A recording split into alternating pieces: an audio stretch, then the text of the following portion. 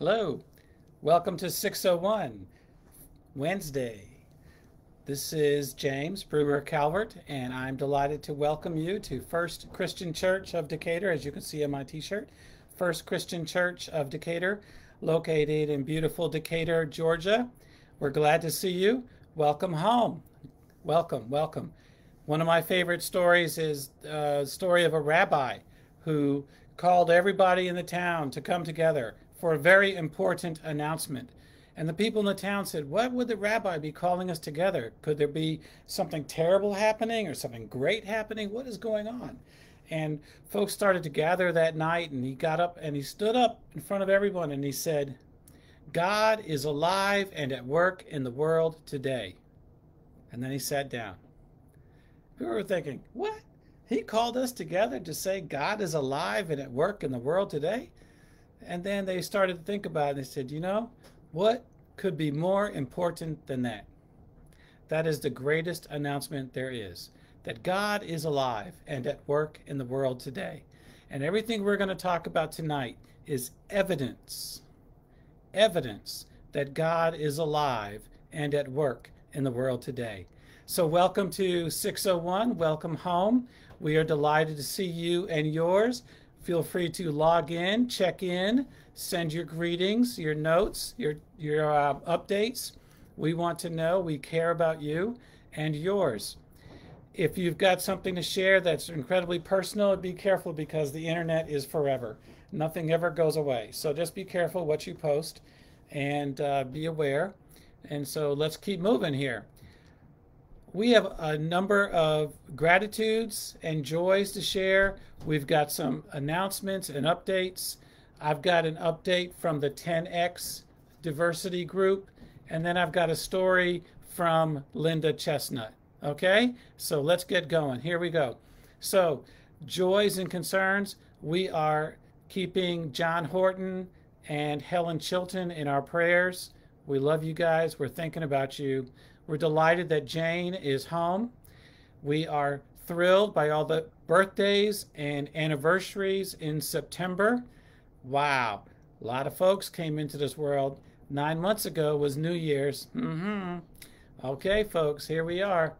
And all the anniversaries. September's a wonderful time to get married. Speaking of which, Henry and Anna moved their wedding from October to September 12th, which is this Saturday. We would love for you to check in and be a part of that action. You can watch the wedding live on Facebook on Saturday at 4 o'clock. Saturday at 4, September 12th. Facebook on the church. Okay, and that's going to be exciting. A lot of people have asked me, "James, are you doing the wedding?" The answer is no. I told my children when they were very small that I would not do their weddings. I wanted to be their dad. So I'm their dad. And so Betty and I will be very proud parents and let Bethany Applequist do the wedding. How about that? Yay, Bethany. We have a gratitude for the children of our church. They are amazing and wonderful, bright, intelligent, faithful, questioning, wondering, just amazing young people. I want to thank their parents as well. We will continue with Children's Church. It's on Sunday at 9:30, and if you need information about that, feel free to let us know. Touch base with our church administrator, Rebecca Shaw. But I will be seeing the children on Sunday morning at 9:30. Looking forward to that.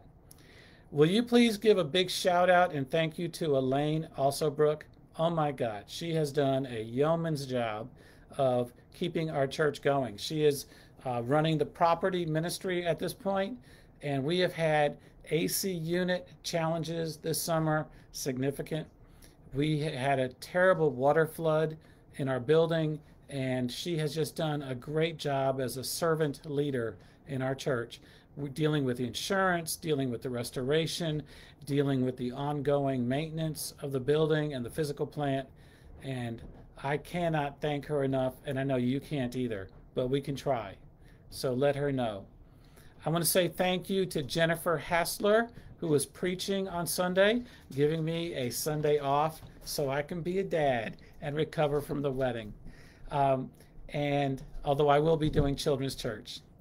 And also a thank you to the Reverend Ansois White, who will be our worship leader on Sunday.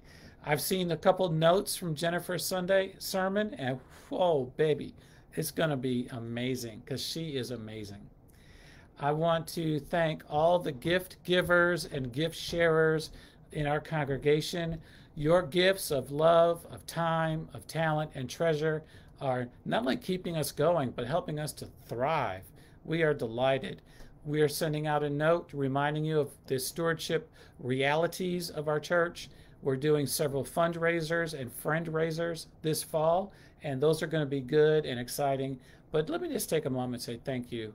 Thank you for, we have not had to furlough or fire or let go of any staff. No one's had to go super part-time, and that's because of you. And so thank you. Thank you for keeping us going. So some updates. If you get our church e-newsletter, then you know that we are doing a Christmas tree sale survey. Our Christmas tree ministry is checking in to find out, what do you want? Do you want the sale this year? How do you think we can do it safely? There's a lot of concerns about COVID-19, and they're all valid. We're going to be wearing masks. We're going to be socially distant. And how do we do that and sell Christmas trees and make and sell handmade wreaths all at the same time? So there's a survey. We want to know what you think. You've got 1 week to fill it out. If you don't get one and you want one, let us know. We'll make sure you get a copy of the survey. Everyone can do it one time. No cheating. You can't do 10 survey answers. You can only do it once. But we want to know what you think. Your thoughts, your insights, your ideas matter to us. Our food pantry is being blessed and a blessing every day. Every day. Little food pantry looks like a lending library in front of the building of our church, and every day someone is sharing and someone is removing, and it's one of those gifts that keeps on giving. There's a note on it that says, those in need take, those with abundance please give. And that's what's happening. If you'd like to participate in our free food pantry, just let us know. We'd love to include you in that process. We've got some folks signed up for different times of the week. We have some people who are dropping by with food that we can then keep in the church and put out as needed. It's a beautiful ministry. We're starting a movement. We're transforming lending libraries into food sharing centers.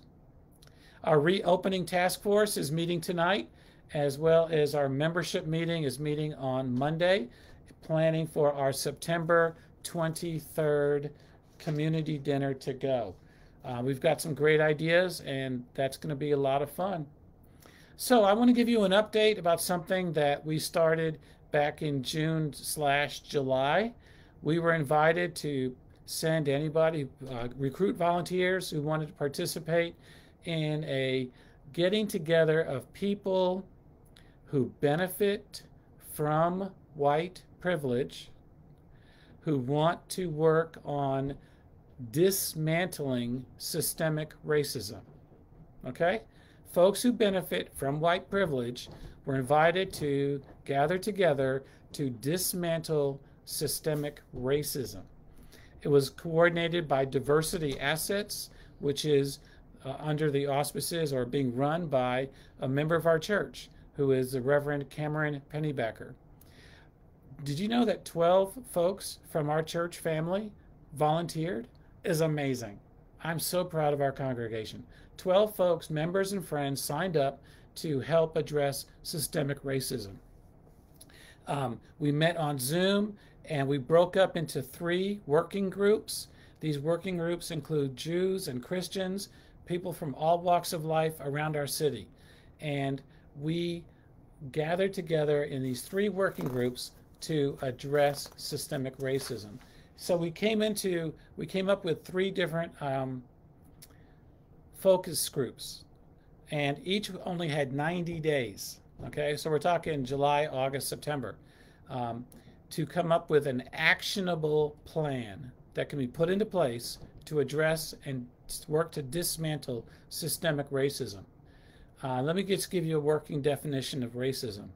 Racism is prejudice plus power. Prejudice plus power equals racism. And for those of us who benefit from it, it is our responsibility to learn about it, to deal with it, and seek to break it down. So the first working group is education. And they have really done some hard work. They haven't all agreed. They haven't all been on the same place. But this team has really been addressing what is a good education. Think about that. That's a great question. What is a good education? And secondly, what does a good education do? What does it do? And how can we influence the influencers in the Georgia education system to catalyze a more just educational system? So how do we influence the influencers? How do we have an impact? And this group has worked so hard that they are rocking it. I don't know what the answer is going to be, but I can't wait. I'm not on that group, but I'm listening and I'm watching. The second group is called Food in parentheses, Security. Food in Security. Food insecurity. And that is a multi-prong approach. It's such a huge question, but there are answers and there are solutions. They're really working on it. They're developing a kit to help focus people on the issues and to learn about the challenges of food insecurity in our midst. They're working on legislative advocacy and the process. How are decisions made about food and who benefits and who challenges and who pays? And how can we be advocates for our brothers and sisters? They're working on a food co-op to see how they can develop and foster security in the food in the areas. And then I'm really impressed by they're yoking together churches and communities that have varying degrees and qualities of resources. So, for example, a very well-to-do church in downtown downtown Atlanta is yoking with an impoverished community to work together on issues of food insecurity. They're talking about land trusts. They're talking about getting people together to not just cook for a meal, but to make lives better. It's amazing. And then the third working group is the one that I'm on, and it's called Voting Reform. And we have come up with 4 areas that we're working on: poll watchers, poll workers, voter information, and absentee ballot information. Did you know that churches and temples and mosques can encourage people to vote and that that's legal? It's not separation of church and state. As long as I don't tell you and you don't tell me who to vote for, we can encourage each other to vote. Plain and simple. So we can do this legally. So our team has come up with fact sheets that we're going to process and send out all around the state that have information on how to access absentee ballots, how to access your registration, how to make sure you're registered, and if you want to be a poll worker, that you can sign up to do so and apply. And we need poll watchers, people to be at precincts to make sure that it's all on the up and up. I'm so proud. I am so proud of our folks in our church and around the country, around the city, who are working together to make a difference. So let's end with a note from Linda Chestnut. Before I do my note, I see that there's a lot of folks on, and we are delighted to see you. I'm using Henry's computer, and I don't know how to scroll up and down, but I do see that folks have signed in. Hello, folks. And to those of you who are members and friends of the church, welcome home. And to those of you who are not yet members of the church, welcome home as well. I'd love to get to meet you. So Linda Chestnut sends us a story, and it's about a pastor of a parish and his music director. For some reason, I can't imagine why, the pastor and the music director did not get along.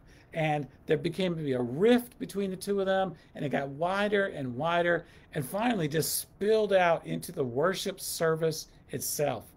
The first week that it was really evident, the pastor preached a sermon about commitment and how we should all dedicate our lives to the service of God. And the music director led with the song, "We Shall Not Be Moved." The next week, the pastor preached about tithing and giving and how we should gladly give all that we have and all that we are to the work of God. And the music director led the church in the song, "Jesus Paid It All." And this went on for a while. One week, the pastor preached about gossiping and how we should watch our tongues and what we say. And then the music director led, "I love to tell the story." The friction kept going on and got worse and worse. And finally, the pastor said he is so disgusted with this music director that he's thinking about resigning. At which point, the music director stood up and led the church in a song, "Oh, Why Not Tonight?" Eventually, the pastor, he'd had enough, and he informed the church that he was resigning at that very moment, but that it was Jesus who told him it was time to go. And the music director got up and with great joy led everyone in the great hymn, "What a Friend We Have in Jesus." May God's blessings and peace be with you. Indeed, what a friend we have in Jesus, and what a friend we have in each other. I miss you. I love you. I can't wait to see you. And may God's blessings and peace be with you. Keep Henry and Anna in your prayers as they make the commitment of their lives on Saturday. Remember, 4 o'clock. We love to see you. Let me know if there's anything we can do for you. Take care. Bye-bye. Good night.